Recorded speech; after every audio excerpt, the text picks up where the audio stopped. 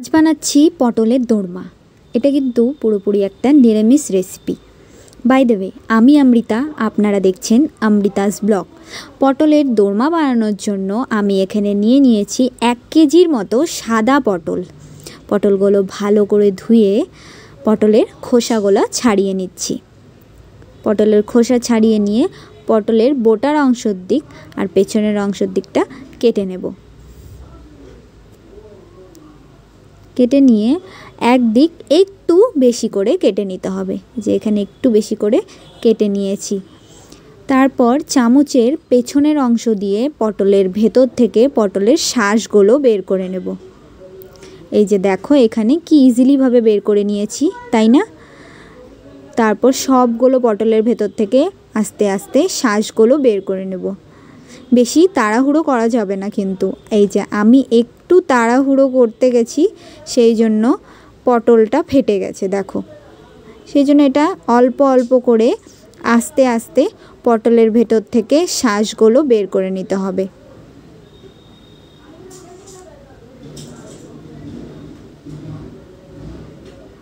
এখানে সবগুলো পটলের ভেতর থেকে শাঁস বের করা হয়ে গেছে। শাঁসগুলো আলাদা করে রেখে দেওয়া হয়েছে। এখন পটলের মধ্যে দিয়ে দিচ্ছি নুন আর হলুদ।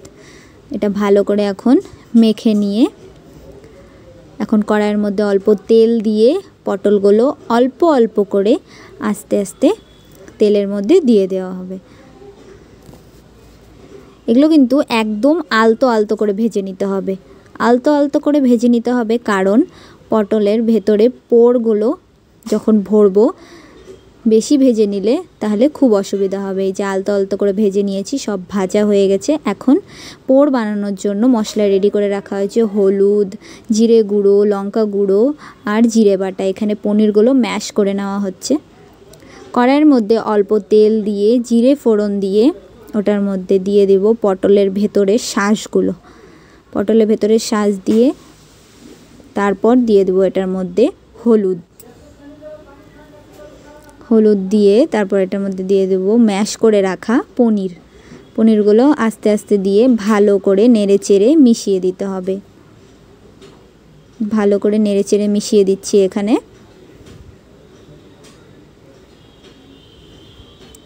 এখন এটার মধ্যে দিয়ে দিব নুন, লঙ্কা গুঁড়ো, জিরে বাটা। এখন এটা লাল লাল করে ভেজে নিব।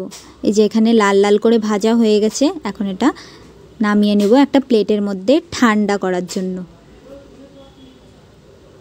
এখানে দেখো ঠান্ডা করার জন্য রেখে দিয়েছি। এখন এটা ঠান্ডা হয়ে গেছে, সেই জন্য এটা পোর ভরার জন্য একদম রেডি হয়ে গেছে। সেই জন্য অল্প অল্প করে পটলের ভেতরে পোরগুলো ভরে নেব। এখানে দেখো অল্প অল্প করে পটলের ভেতরে আমি পোরগুলো এইভাবেই ভরে নিচ্ছি।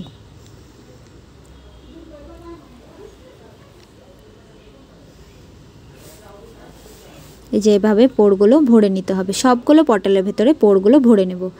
এখানে পোরগুলো ভরা হয়ে গেছে। এখন বানাবো পোরের গ্রেভি বানানোর জন্য কড়াইয়ের মধ্যে অল্প একটু তেল দিয়ে শুকনো লঙ্কা, তেজপাতা, জিরা ফোড়ন দিয়ে দিব। তারপর একে একে সব মশলাগুলো মিশিয়ে দিয়ে দেব। জিরে গুঁড়ো, আদা বাটা, লঙ্কা বাটা, লঙ্কার গুঁড়ো দিয়ে এখানে পোস্ত আর কিশমিশ আর কাজু বাটা রাখা হয়েছিল, প্রথমেই বেটে রাখা হয়েছিল। সেগুলো এখানে দিয়ে ভালো করে ফুটিয়ে নেব। যখন দেখব একদম গাঢ় হয়ে গেছে, তখন এটার মধ্যে পরিমাণ মতো জল দিয়ে দিব। তারপরে দিয়ে দিব পরিমাণ মতো নুন। এটা একদম মাখো মাখো হয়, সেই জন্য এটার মধ্যে অল্প জল দিলেই হবে। যখন ফুটে আসবে তখন এটার মধ্যে দিয়ে দিব পোর ভরে রাখা পটল। শেষে দিয়ে দেব এটার মধ্যে চিনি, গরম মশলা আর দিয়ে দেব ঘি। দিয়ে এখানে নামিয়ে নিয়েছি পটলের দোরমা। তো রেসিপিটা তোমাদের কেমন লাগলো প্লিজ তোমরা ট্রাই করে দেখো। আর ভিডিওটা ভালো লাগলে চ্যানেলটা সাবস্ক্রাইব করে দিও আর লাইক করে দিও।